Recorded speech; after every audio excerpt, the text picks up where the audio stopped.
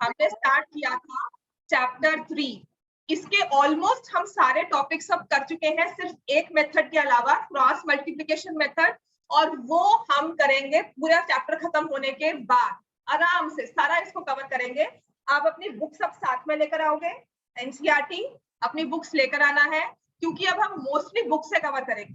उसके बाद फिर मैं आपको extra worksheets time by time दूंगी, स्टेटमेंट सम्स जो मुझे लगता है थोड़े बहुत मैं और करवा दूं वो बोले, वरना आप बुक कर लोगे काफी है। इसके बाद जो मैं रिकमेंड करती हूँ बुक, वो है एग्जाम्पलर। एनसीईआरटी एग्जाम्पलर सबको पता होगा, वो ले लेना, क्योंकि अगर आपने स्टैंडर्ड चूज किया है तो उसमें से क्वेश्चन जरूर आएंगे, ठीक है। और कुछ नहीं करना, अपनी एनसीईआरटी एग्जाम्पलर, ये दो चीजें अपने पास रख लो, इनको अच्छे से कर लो। आपको कोई और एक्स्ट्रा बुक की जरूरत नहीं है, क्योंकि बाकी सारा जो सामान है वो मैं दे देती हूँ, सारी वर्कशीट सब, एक्स्ट्रा क्वेश्चन सब मैं दे दूंगी आपको, जो पेपर के टाइम पे रेलिवेंट होंगे। ये नहीं कि एक्स्ट्रा डिफिकल्ट क्वेश्चन करवाऊं, जो रेलिवेंट ही नहीं है उसमें आपका दिमाग में तो लगाऊंगी जब आपका दिमाग लगता है, ठीक है। पढ़ना नहीं है, समझ नहीं आता और मैं कंफ्यूज और करती रहूं, है ना। उससे अच्छा होता है कि जो आता है उसी को अच्छे से कर लो, और आपका पेपर बहुत मुश्किल नहीं आएगा। देखो ना, अगर आपका पेपर आएगा कि बहुत टेक्निकल होकर यहाँ से मुश्किल वहां से मुश्किल, ऐसा कुछ नहीं आता है। बस थोड़ा सा जो एमसीक्यू है हमें उसको स्ट्रक्चर वाइज समझना होता है और कॉन्सेप्ट क्लियर करने होते हैं, राइट। तो हमने chapter 3 linear equations in 2 variables start किया था। अब उसमें लीनियर इक्वेशंस, बिकॉज जो हमारे वेरिएबल्स हैं, वेरिएबल से हमें समझ में आता है एक्स एंड वाई, जिसे हम कहते हैं अननोन वैल्यू, जो क्वेश्चन शुरू करने से पहले हमारे पास क्लियर नहीं होता। जैसे कोई मुझसे पूछे मैम क्लास में कितने बच्चे बैठेंगे आपके, पेरेंट्स ने फोन किया मुझे पूछा मैम क्लास में कितने बच्चे होंगे, तो मैंने कहा 10, मैक्सिमम 15, लेकिन क्या होंगे, 11 होंगे, 12 होंगे, 8 ही होंगे, तो मुझे नहीं पता। तो that was unknown to me in the beginning. तो उसको हम कहते हैं वेरिएबल, और उसको हम यूजुअली शो करते हैं विद एक्स एंड वाई। समझ में आ गया। अब linear equations, because we said हमारे पास डिग्री ऑफ द इक्वेशन 1 होगी और 2 वेरिएबल्स होंगे। अब एक चीज जो हम आपको समझाएंगे, मैंने आपको करवाया था कि whenever you have to solve, हमने सॉल्विंग सीखी ना, how to solve linear equations in 2 variables, और मैंने आपको ये बताया कि प्रैक्टिकली इनका यूज क्या होता है। जो मुझे समझ में आया कि मैंने इन 2 इक्वेशंस को प्रैक्टिकली यूज क्या किया होगा। अच्छा, एक बात जो मैं हर बार क्लास में रिपीट करती हूँ, that whenever you plot this single linear equation on a graph, the graph of a linear equation is a straight line. तो name of the graph होता है कि उसको अगर हमने पॉइंट्स लेकर प्लॉट किया कोऑर्डिनेट एक्सिस पर, तो शेप क्या बनाई, तो शेप क्या है, a straight line, zigzag line नहीं है, कोई कर्व नहीं है, स्ट्रेट लाइन है। तो नाम क्या है ग्राफ का, name of the graph is a straight line. ठीक हो गया। ये क्वेश्चन आया था एक बार पेपर में किसी के, जब अभी हुआ था किसी स्कूल के पेपर में, और उन्होंने कहा मैम नेम क्या होगा ग्राफ का, तो वही होता है स्ट्रेट लाइन। क्लियर हो गया इतना। अब हमने कहा इनको सॉल्व करना है, सॉल्विंग के मेथड्स हमने देखे। सबसे पहला मेथड था सब्स्टिट्यूशन मेथड, जो कि इजी होता है इन सर्टेन सिचुएशंस, और जो मैक्सिमम यूज करने वाला मेथड होता है वो है एलिमिनेशन मेथड, जिसको हम वाइडली यूज करते हैं। अगर मिस हुआ है तो अभी क्वेश्चंस जो होंगे उसमें समझ में आना शुरू हो जाएगा क्या है, और कवर अप भी हो जाएगा, बैकअप भी हो जाएगा। ठीक हो गया। अब जब हम इन इक्वेशंस को सॉल्व करते हैं उसका मतलब क्या है, इन 2 इक्वेशंस को सॉल्व करने का या सॉल्यूशन निकालने का मतलब है कि x की और y की एक ऐसी वैल्यू आएगी, x के लिए एक नंबर, y के लिए एक नंबर आएगा, जो साइमल्टेनियसली दोनों इक्वेशंस को बैलेंस करेगा। आपको साइंस के बच्चे इक्वेशन बैलेंस करना पता है कि जितना यहाँ पर है उतना ही वहां है, जितना लेफ्ट हैंड साइड पर है उतना ही राइट हैंड साइड पर है। ठीक हो गया। तो यहाँ से हमारे पास x की एक वैल्यू, y की एक वैल्यू आएगी, जो इस इक्वेशन में डालो या फिर इसमें डालो, दोनों को ही क्या करेगी, सेटिस्फाई बैलेंस। समझ में आ गया।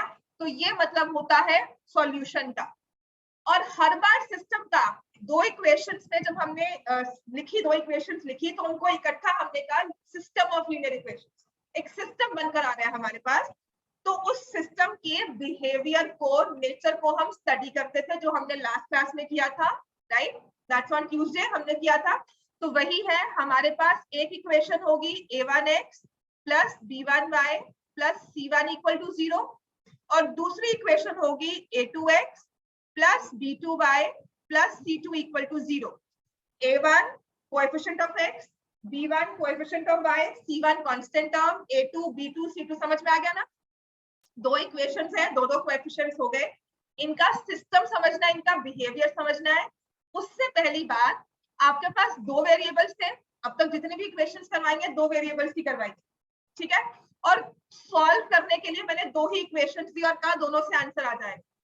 तो एक चीज याद रखना, आगे पूरी जिंदगी के लिए बांध कर रखना, नंबर ऑफ वेरिएबल्स अगर इक्वल करते हैं नंबर ऑफ डिफरेंट इक्वेशंस, ये डिफरेंट इक्वेशंस का मतलब भी मैं बता दूंगी, जितने वेरिएबल्स उतने equations, and I am talking of different equations. ऐसा नहीं है मैंने 2x plus 3y equal to 6 लिखा, आपको दूसरी इक्वेशन है 4x plus 6y equal to 12। क्या किया मैंने? पहली इक्वेशन को मल्टीप्लाई बाय 2 कर दिया। तो ये मत कहना कि मैम ये दो इक्वेशन है, आप बताओ। तो मैंने डिफरेंट कहा कि वो अलग इक्वेशंस है।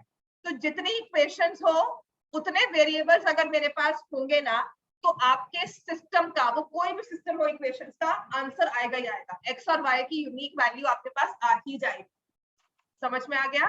जितने वेरिएबल्स उतनी इक्वेशंस हमें बनानी है एक्स और वाई की इंडिविजुअल वैल्यू सॉल्व करने के लिए, एक यूनिक वैल्यू लाने के लिए। एक सिंगल इक्वेशन में मुझे कहो ना मैम एक्स और वाई की एक वैल्यू ला कर दो, मैं क्या कोई भी नहीं ला सकती। हमारे पास बहुत सारी वैल्यूज आएंगी लेकिन एक हिट करने वाली वैल्यू कोई नहीं होगी, वो दो के फेसेस आती है, ठीक है?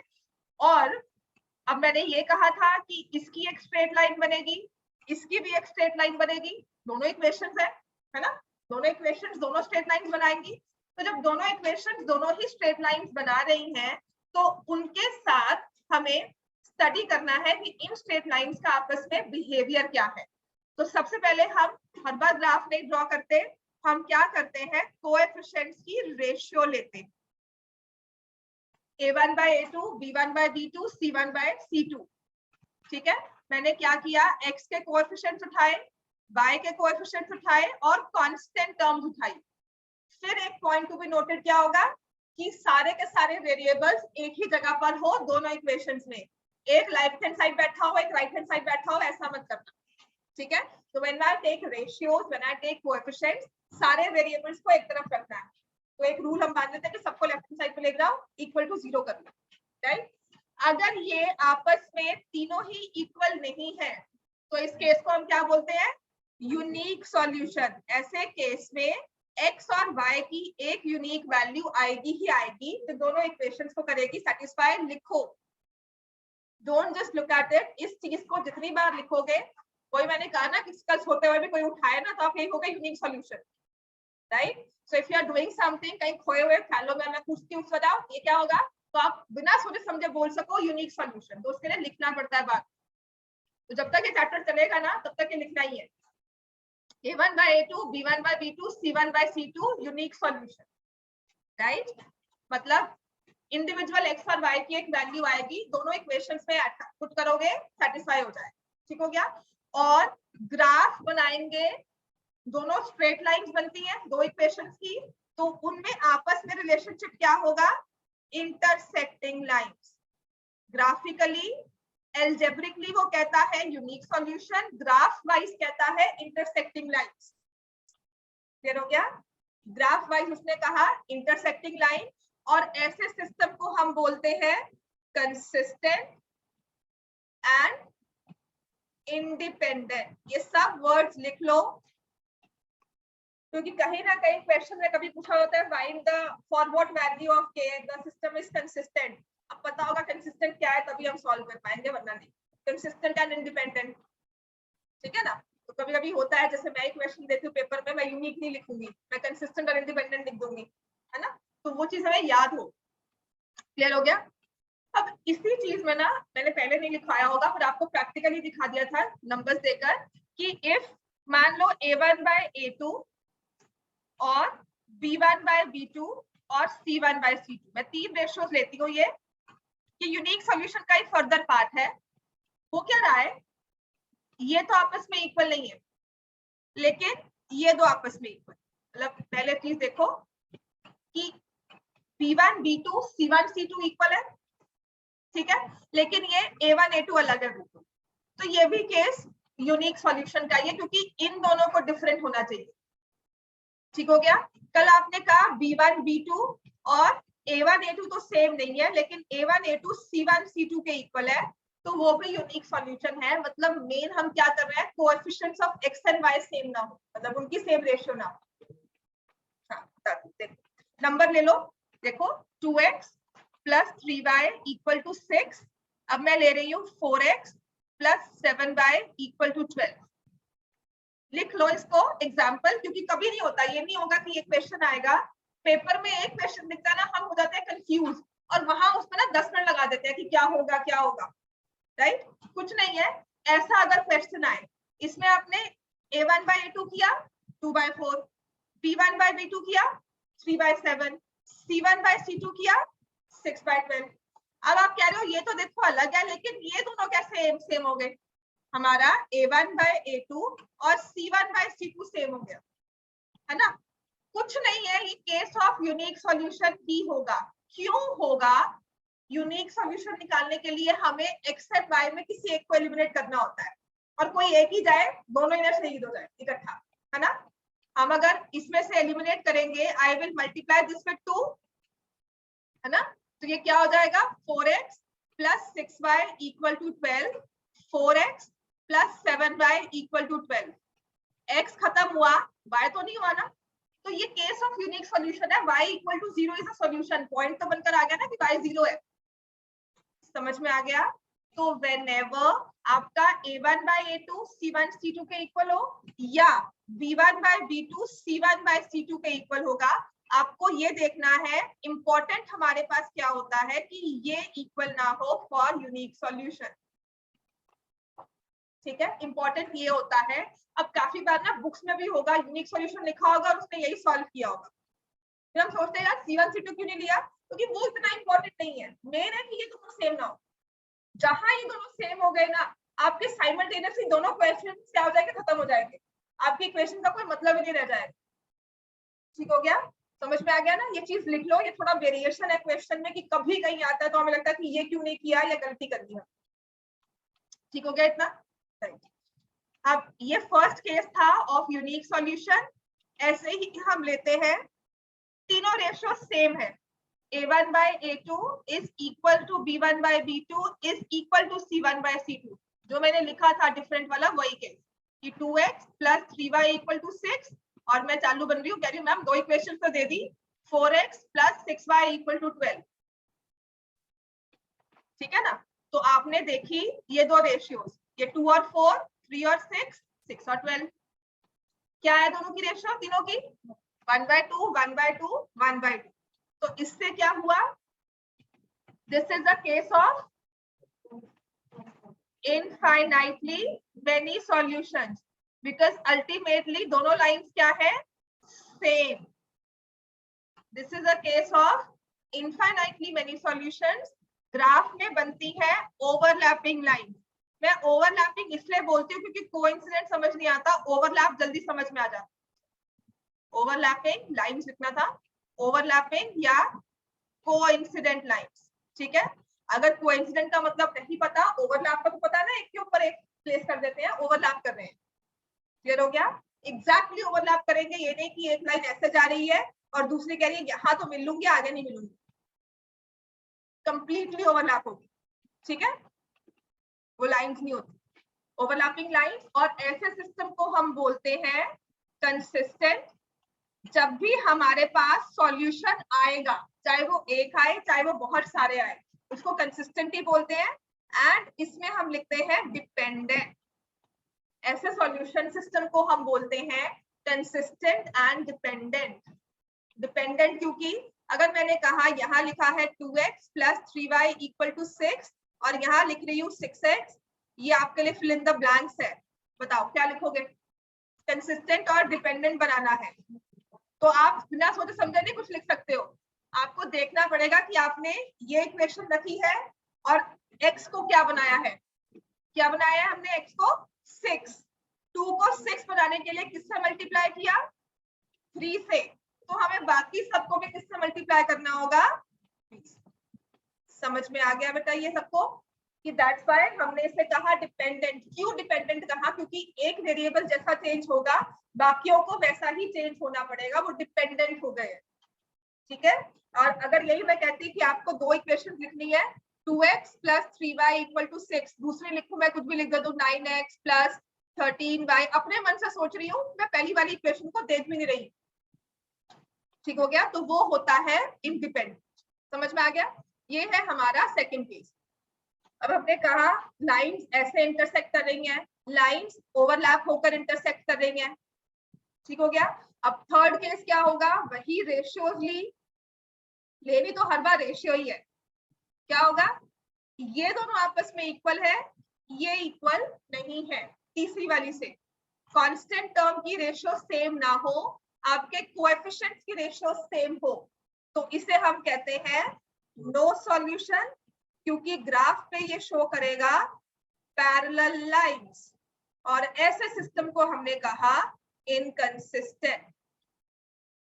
ग्राफ पे शो करता है पैरेलल लाइंस, पैरेलल लाइंस का कोई इंटरसेक्शन पॉइंट नहीं होता, इसीलिए ये बन जाता है केस ऑफ नो सॉल्यूशन की इनको साइमल्टेनियसली सेटिस्फाई करने वाली, एक पर भी वही वैल्यू दूसरी पर भी वही लागू हो, ऐसी कोई वैल्यू नहीं है। समझ में आ गया? ये वाला क्वेश्चन आपका इंपॉर्टेंट है सितंबर टेस्ट तक, जब तक फुल सिलेबस नहीं होगा एक क्वेश्चन इसका आपको पेपर में आ ही जाए। ठीक हो गया।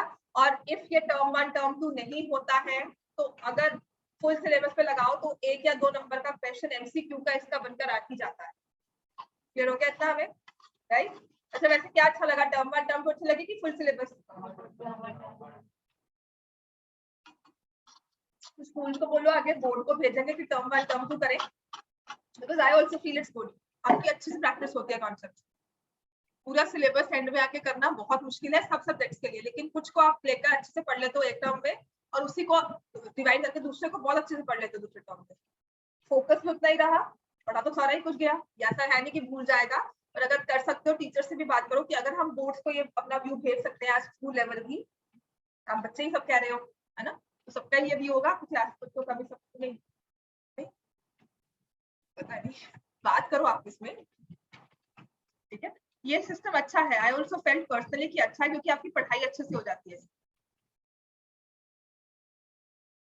ठीक हो गया ये? चलो, मैंने अब आपको हैंड आउट दिया है, निकाले क्वेश्चन को। चलो, वही इसी पर बेस था वो हैंड आउट, मैंने 2-3 क्वेश्चन उससे करवा भी दोगे, करवा दिया तो फिर भी दोबारा कर linear equations.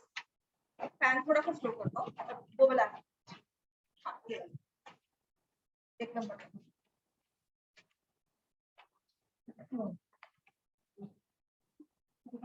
Find the value of k for which the given system has infinitely many solutions. ठीक है, मैंने आपको बुक में से भी एक क्वेश्चन छुड़वा दिया था क्योंकि वो थोड़ा सा इसके बाद का स्टेप था, पहले हम इनिशियल थोड़ा सा चलना शुरू करें। आंसर मैंने साथ दिए हुए हैं, अगर फिर भी कोई कंसिस्टेंटली आंसर नहीं मैच करेगा तो will see. 2x + 3y - 5 = 0, 6x + ky -15 = 0। पहली चीज हमें क्या करनी होती है, व्हील से हमारे कोएफिशिएंट्स की रेशियो क्या है। What is a1 by a2? बोलो क्या होगा? a1 by a2 2/6, b1 by b2 क्या है 3/k, c1 by c2 क्या है? कमर समझ में आ गया? ठीक है, क्लास स्कूल शुरू हो गया आपके? नहीं, मुझे लगा शायद स्कूल में पढ़ा हो। ठीक, समझ में आ गया हमें, है ना? फिर हमें क्या करना है, फॉर। अब देखो, मैं आपको लिखने का भी साथ साथ देख रही हूँ कि आप कैसे लिखोगे अगर ये 2 मार्क्स में सब्जेक्टिव क्वेश्चन आता है। फॉर इनफाइनाइटली मेनी सॉल्यूशंस, क्या होता है condition? a1 by a2 is equal to b1 by b2 is equal to c1 by c2। और अगर 1 मार्क का है ना तो ये स्टेप छोड़ देना, अगर 1 मार्क में सब्जेक्टिव में आता है ना तो ये स्टेप छोड़ देना, डायरेक्टली लिखना a1 by a2 b1 by b2 c1 by c2 तीनों इक्वल हो, और डायरेक्टली रेशियो फॉर्म कर देना। और साइंस को बच्चे ध्यान में रखकर साथ में लिखना है, ऐसा नहीं कि साइंस नहीं लिखोगे, नंबर नंबर ही लिखना नहीं है, विद साइन लिखना है। ठीक हो गया? तो आप ये करोगे अब इसमें, अब किसी के साथ भी कंपेयर कर लो, है ना? तो क्या हो जाएगा, k की वैल्यू किसके इक्वल आएगी? 9। कि जब k की वैल्यू यहाँ पर 9 हो जाएगी तो इस पूरे सिस्टम के इनफाइनाइटली मेनी सॉल्यूशंस बन जाएंगे। k के अलावा कोई और value? No, only one value of k is possible, right? और इनफाइनाइटली ना हो, यूनिक सॉल्यूशन आए तो k की वैल्यू क्या नहीं होनी चाहिए? 9। समझ में आ गया? वही सेम क्वेश्चन यूनिक में कैसे आ जाएगा कि for what value of k will the given system has a unique solution. तो आप कहोगे k को 9 मत रखो, बाकी कुछ भी रख लेना, ठीक है? तो उसका आंसर हो जाएगा k is not equal to 9, जो आगे क्वेश्चन में आपके पास आ जाएगी। इसका सेकंड पार्ट करो, चलो। 2x minus 3y equal to 7, k plus 2x minus 2k plus 1y is equal to 3 into 2k minus 1। पहली चीज मैंने आपको कही थी, हमें करना क्या होता है, सारे कोएफिशिएंट्स को इक्वल ट्रीटमेंट और साइंस के साथ। आ जाओ, a1 by a2 किसके इक्वल है? a क्या है? a1 क्या है? 2, a2 क्या है? k plus 2। इतना समझ में आ गया ना? b1 by b2, b1 क्या है? -3 और b2 क्या है? माइनस। अब ये ब्रैकेट के बाहर ना एक चीज जो हमेशा मैक्सिमम गलती करते हैं, क्या करना है? माइनस जो है वो इस दो टर्म्स के बाहर है। अगर आप इसको ऐसे लिखोगे ये गलत है, आपको या तो इन दोनों के साइन चेंज करने हैं या फिर ब्रैकेट लगाकर प्लस में लिखना है। समझ में आ गया मैंने क्या किया?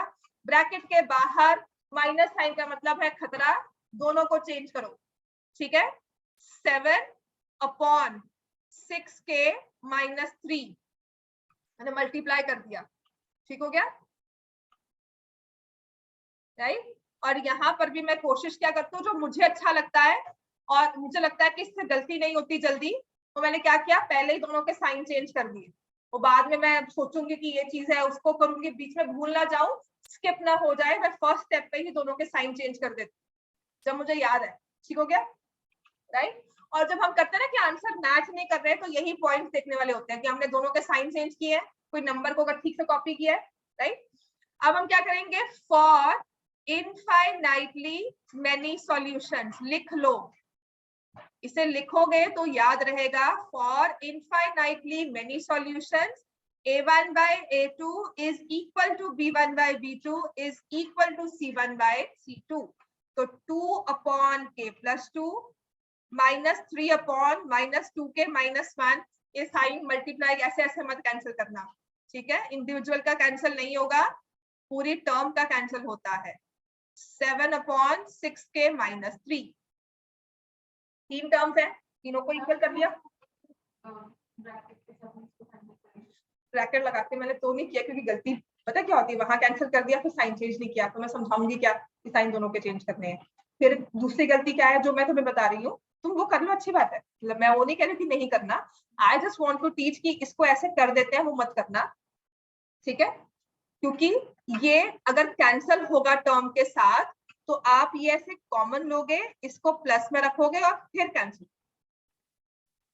समझ में आ गया? बाइनोमियल में अगर मैंने -3 upon -2k -1 लिखा है ना, तो मैं ये साइन इंडिविजुअली इसके साथ नहीं कर सकती, ये अकेली टर्म नहीं है, इसका दोस्त साथ में है ना? तो आप वगैरह इसको छेड़ोगे तो दोस्त गुस्सा हो जाएगा, दोनों को छेड़ना पड़ेगा। समझ में आ गया? आपस में दो टर्म्स इकट्ठी जुड़ी हुई हैं, एक को छेड़ोगे पूरी टर्म चेंज हो जाएगी, उसका मतलब सेम नहीं रहेगा, राइट? चलो, और अगर फिर भी मुश्किल आती है ना कि कैसे कैंसिल करना है, कभी भी मुश्किल आती है, नहीं समझ में आता ना कि आपने सही किया है कि नहीं किया, जैसे ये टर्म है ना -3 upon -2k -1, take any value of k, k की कोई वैल्यू ले लो, 1 ले लो, 2 ले लो, 2 ले ले, -3 upon -2 into 2 -1 क्या बन गया ये? -3 upon -5, 3/5 है। अब आप इसको ऐसे लिखो, 3 upon 2k -1, क्या सेम आंसर देती है k की वैल्यू 2? नहीं, क्योंकि अलग हो गया। तो इसी चीज को हम चेक करते हैं कि हमने वेरिएबल में ठीक किया कि नहीं। वेरिएबल में ठीक किया है तो नंबर कोई भी वैल्यू डाल दो, वो नंबर सेम देगा, आंसर सेम देगा, ठीक है? This one way to check, ये याद करने का एक वे होता है। समझ में आ गया? चलो अब क्वेश्चन पे वापस आए। आपने ये 3 लिख लो, फर्स्ट वाली टर्म से रेस कर दो सारी है, सबने लिख लिया है? अब हम क्या करेंगे, हमारे पास 3 है और 2 इक्वल टू के साइन, तो दोनों को लेकर इक्वेशन फॉर्म करके के की वैल्यू निकाल लो, राइट। जैसे कि मैंने लिया a1 और a2 वाला 2/k+2 और वहां से लिया 3/2k+1, माइनस साइन को मैं कॉमन लेकर कैंसिल कर चुकी हूँ। अब हम क्या करेंगे, ये क्या कहते हैं इसको, क्रॉस मल्टीप्लाई, ठीक है। तो 2 × 2k+1 3 × k+2 क्या हो जाएगा, 4k+2 = 3k+6। अब क्या करेंगे, के की टर्म्स को इकट्ठा, ये तो पता है ना हमें, चाहे हमने 9th ऑनलाइन लगाई है, इक्वेशन सॉल्व करनी तो आती है, 8th to 9 ऑनलाइन लगाई होगी ना। 2 साल के बाद स्कूल जाते कैसा लगता है, बस रेगुलर पढ़ाई करोगे ना तो एंड में आकर जो कहते हैं ना कि ये नहीं हुआ वो नहीं हुआ, वो सब ठीक हो जाएगा। नहीं स्पोर्ट्स डे कोई बात नहीं, ये सेकंड पार्ट है बेटा। k = 4 आ गया। अब यहां से भी आपको चेक करना है, ठीक है। 3/2k+1 7/6k - 3 3 6k - 3 7 2k+1 18k - 9 14k+7, तो ये आ गया 2k =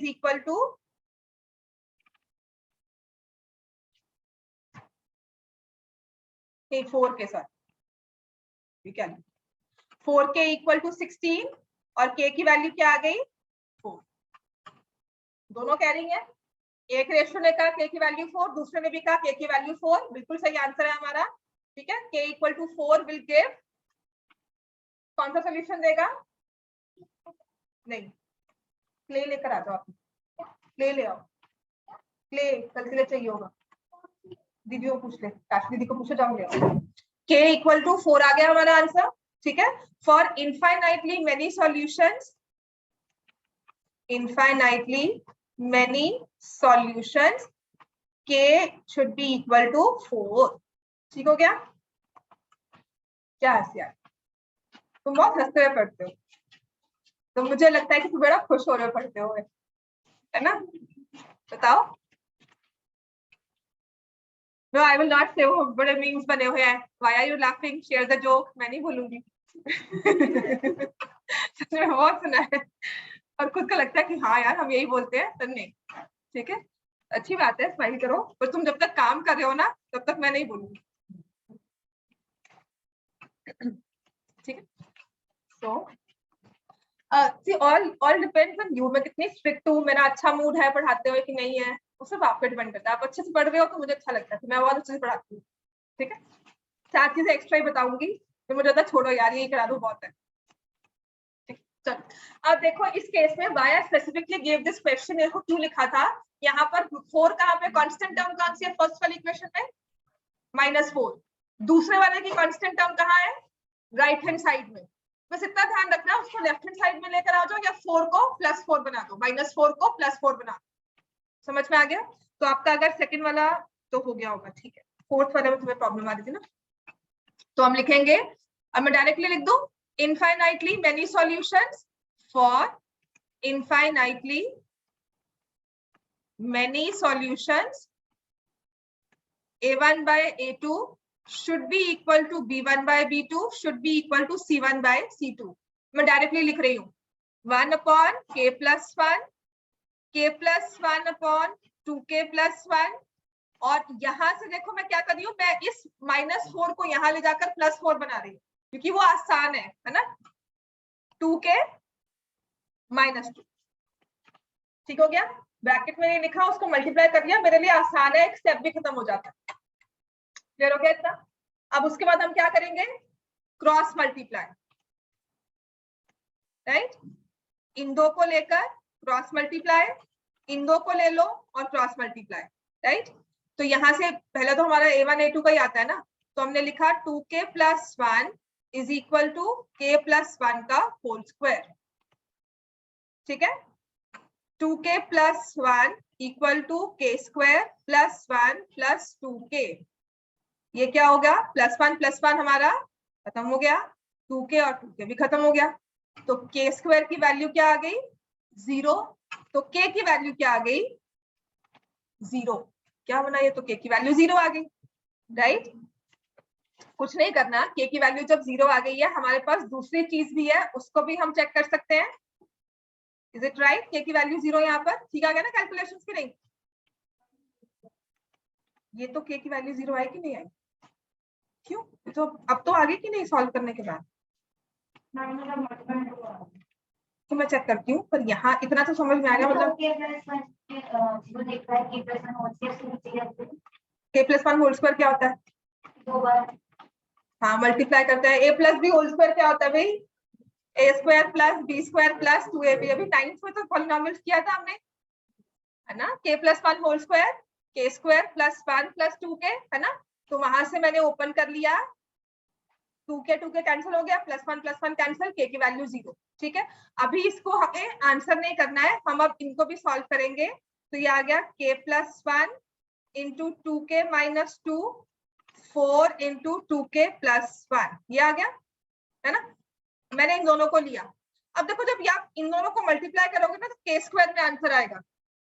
आसान काम हम क्या करें, इसको फिलहाल के लिए मैं छोड़कर अभी के लिए कर रही हूँ, क्योंकि हमने क्वाड्रेटिक नहीं अच्छे से की हुई है, राइट। मैं क्या करूंगी, इस वाली टर्म को और यहाँ पर इस टर्म को ले लेती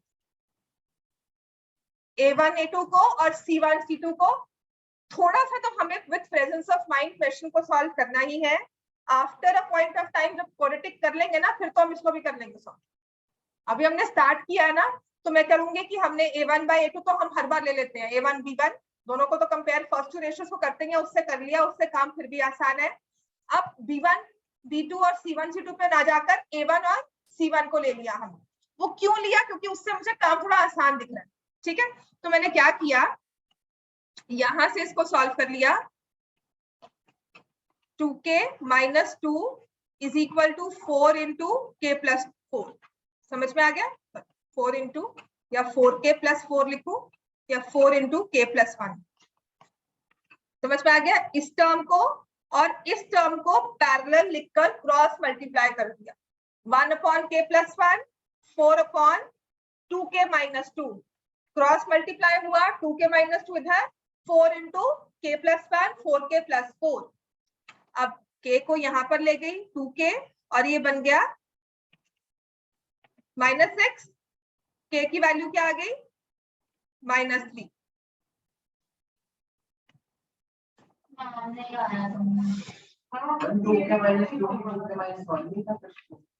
तो 2 मल्टीप्लाई नहीं हुआ, 2 यहाँ पर 4/2k - 2 कैसे बताती हूँ, चलो छोड़ो। एक और वैल्यू आएगी -3 में, ये होगा कि थ्रू आउट रेशियो सेम है। यहाँ पे k - 1 लिखना,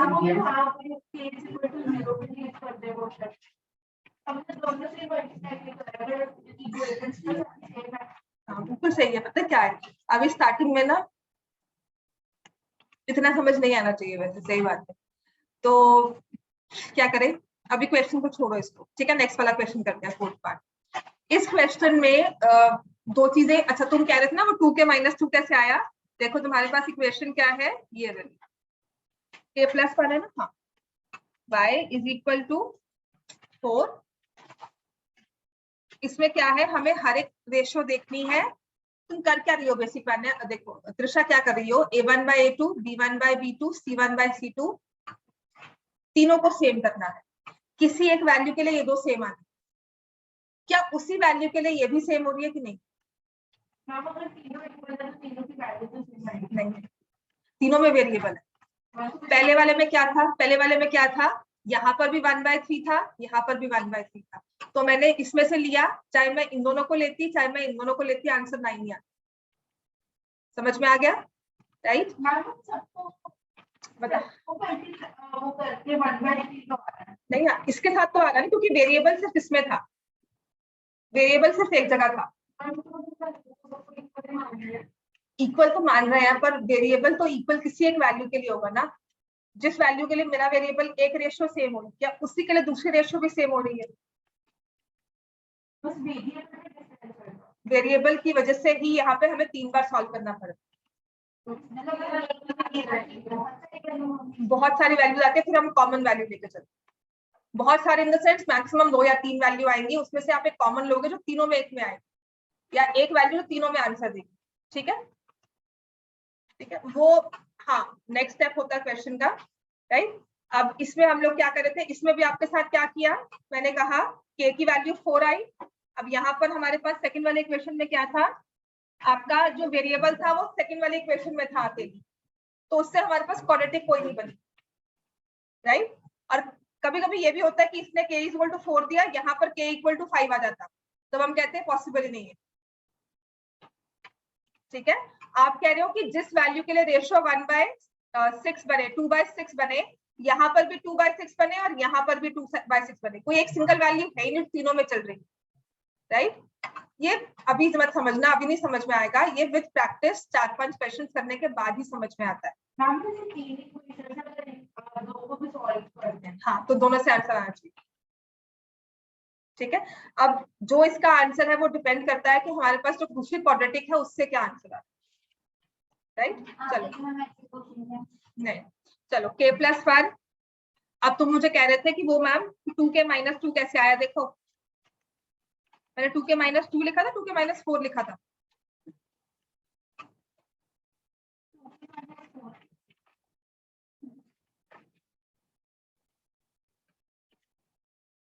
मैंने यहाँ पे 4 लिखा था, 2 ही लिखा था ना, वो कैसे आया बेटा, देखो ये ऐसा था ना। हाँ, ये क्या था, ब्रैकेट के बाहर लिखा हुआ है k - 1, मल्टीप्लाई करेंगे तो फिर -2 जाएगा ना। ठीक है, तो वहां से गया। चलो ये क्वेश्चन है, अभी फिलहाल इसको छोड़ दो, अगर हम चैप्टर के बाद इस क्वेश्चन को उठाएंगे ना तो सॉल्व हो जाएगा।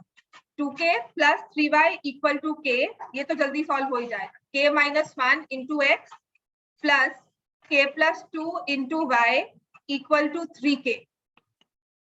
फिर से हमें करना है a1/a2, b1/b2, c1/c2। ठीक हो गया। होता क्या है, सिर्फ वर्कशीट को थोड़ा सारे क्वेश्चंस को इंक्लूड करने के लिए मैं डाल देती हूँ, पर हाँ अगर नहीं समझ में आता तो उसको हम फिलहाल के लिए छोड़कर सर्कल कर लो, right. After your chapter is complete इसको दोबारा से कर। For infinitely many solutions, the three of them should be equal. a1/a2 should be equal to b1/b2 should be equal to c1/c2. 2/k-1, 3/k+2 और ये k/3k, ये तो cut ही जाएगा। k और 3k आपस में कट गए। अब हम क्या करेंगे, यहां से इन दोनों को मल्टीप्लाई कर दिया, 2 × k+2, 3 × k-1, 2k + 4, 3k - 3, k = 7 आ गया।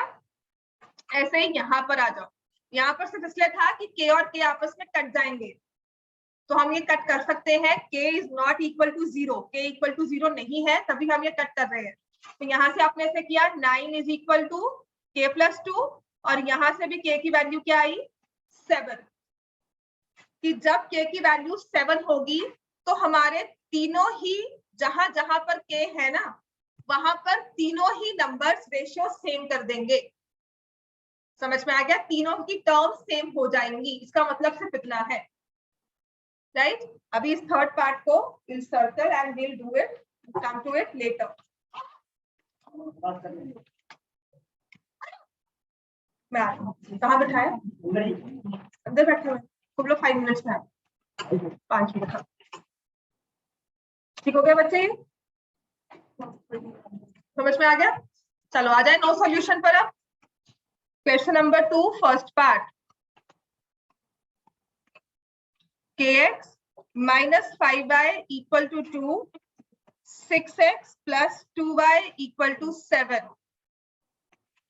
इसका वो मैं कर, अच्छा ये तो मैं करवाऊंगी, आराम से मैं करवाऊंगी।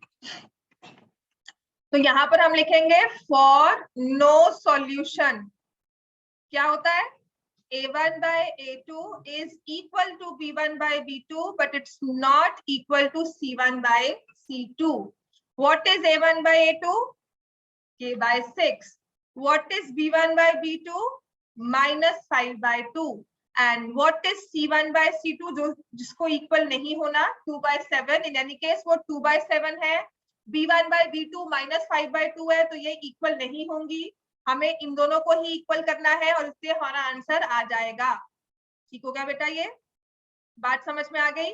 तो k की वैल्यू क्या आएगी? -15. Are we clear with this much? K is equal to -15. Are we clear? K is equal to -15. कितना लगता है वो 3 स्क्वायर बनेगा ना, उससे आंसर निकालना. हाँ, equal 36. C is plus minus 6.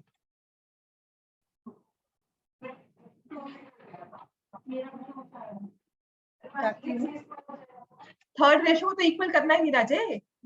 3/6 जो है उसको तो इक्वल करना ही नहीं हमें. हाँ, उससे नहीं करना ना हमें. मैंने कहा था ना फोकस हमें क्या रखना है. वो कह रहा है कि 2 के इक्वल ना हो, वहां पर आप नॉट इक्वल टू लेकर चलोगे. इसके इक्वल नहीं होना चाहिए, इसके इक्वल नहीं होना चाहिए, वरना नो सॉल्यूशन नहीं आएगा. आपकी सारी रेशियो सेम हो जाएंगी. ठीक है, चलो सेकंड पार्ट. इतने मुश्किल क्वेश्चन नहीं होते, एक दो क्वेश्चंस होते हैं जो अटकने वाले होते हैं. उसमें होता क्या है कि वो आपको ना सैंपल पेपर्स में या टेस्ट पेपर्स में अभी के लिए डाल देंगे टीचर्स. स्कूल के टेस्ट होंगे उसमें डाल दिया और कहा जी ये तो ऐसा वाला क्वेश्चन था, मैम वो कहते ना कि हाँ देखो मैंने डिफिकल्ट क्वेश्चन डाला. बस वो एक कंफ्यूजन के लिए आपको दे सकते हैं. Otherwise after a point of time ये सारी चीजें बहुत इजीली क्लियर हो जाती है. और नो सॉल्यूशन आती हूँ तुमसे ये question. A1 by A2 is equal to B1 by B2, not equal to C1 by C2. C by 12, 3 by C, but not equal to 3/6. तुमने बेसिकली इन दोनों को इक्वल करना है, इनको कर दो. 3/6 से तो इक्वल वैसे भी नहीं होगा, तो हमें पता लगेगा उसके इक्वल नहीं है, उसके इक्वल नहीं होना चाहिए. लेकिन उससे होगा क्या, या तो ये रेशियो सेम हो जाएगी या फिर ये रेशियो सेम हो जाएगी. तो मैंने आपको कहा है कि A1 A2 C1 C2 same हो जाए. मेन है कि अगर मुझे नो सॉल्यूशन चाहिए तो मुझे इन दोनों को सेम करना है कि दोनों वेरिएबल्स इकट्ठे कट जाए. एलिमिनेशन में दोनों के दोनों वेरिएबल्स इकट्ठे कट रहे हैं. ठीक है, तो हम क्या करेंगे, C by 12 is equal to 3 by C. Cross multiply किया, C square is 36. तो C की वैल्यू क्या आई, +-6. समझ में आया मैंने +-6 क्यों लिया है? 6 का स्क्वायर क्या होता है, -6 का स्क्वायर क्या होता है, 36. तो 36 जब स्क्वायर बनकर आया तो किसका होगा, 6 का होगा, -6 का होगा, दोनों का हो सकता है ना. तो हम लिखेंगे C is equal to +-6. Now if you put +6 here and +6 here, true है ना. बस जब भी स्क्वायर आता है ना तो क्रॉस एक बार वेरीफाई जरूर करते हैं. आपने +6 यहाँ रखा, +6 यहाँ रखा, ठीक बन गया. ऐसे ही ना -6 भी रखा. देखो यहाँ C की जगह -6 रख दो और यहाँ पे C की जगह -6 रख दो, तब भी रेशियो सेम हो रही है. यस है ना. और किसी ने तो कहा ही नहीं है कि x का कोएफिशिएंट नेगेटिव नहीं कर सकते हम, ऐसा तो नहीं कहा होगा. तो इसका मतलब C की दोनों ही वैल्यूज आ जाएंगी, +6 ऑल्सो -6 ऑल्सो. समझ में आ गया इतना हमें, राइट. अच्छा ऐसा है सैटरडे को ना, इस वाले सैटरडे को टेस्ट होगा. जितना भी क्लास में करवाया है क्लास के क्वेश्चन ही दूंगी, कोई एक्स्ट्रा नहीं. सिंपल से क्वेश्चन 5-6 क्वेश्चन होंगे कि मेथड से सॉल्व कर दो, सॉल्यूशन बता दो, क्लास में चेक होकर यहीं पर डिस्ट्रीब्यूट हो जाए. एक छोटा सा टेस्ट होगा, डराने वाला टेस्ट नहीं है, नॉर्मल सा. क्वेश्चंस बुक के ही होंगे, जो वर्कशीट्स के क्वेश्चन है वही होंगे. इतना काफी है, इजी करूंगी. इनिशियल मुश्किल नहीं डाली, अब छोड़ दिया वो. अभी डराना नहीं है, अभी आपको सिर्फ पढ़ने के लिए करना है कि इजी मार्क्स आ जाते हैं, इजी चैप्टर है और पढ़ ले इसको. ठीक है, चलो थर्ड पार्ट आ जाओ. 2x + ky = 11, 5x - 7y = 5. अब तो ये इजी लग रहा है देखने में क्वेश्चन, है ना.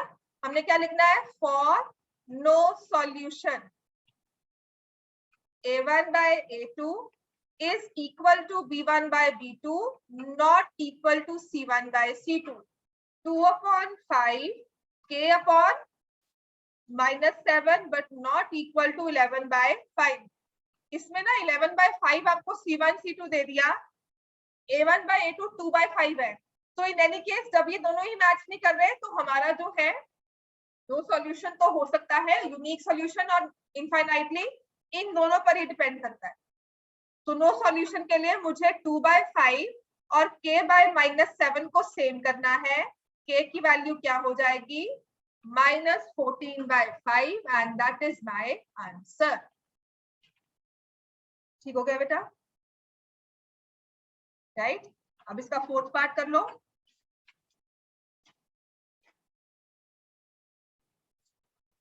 -3x - 4y + 7 = 0, kx + 3y = 5।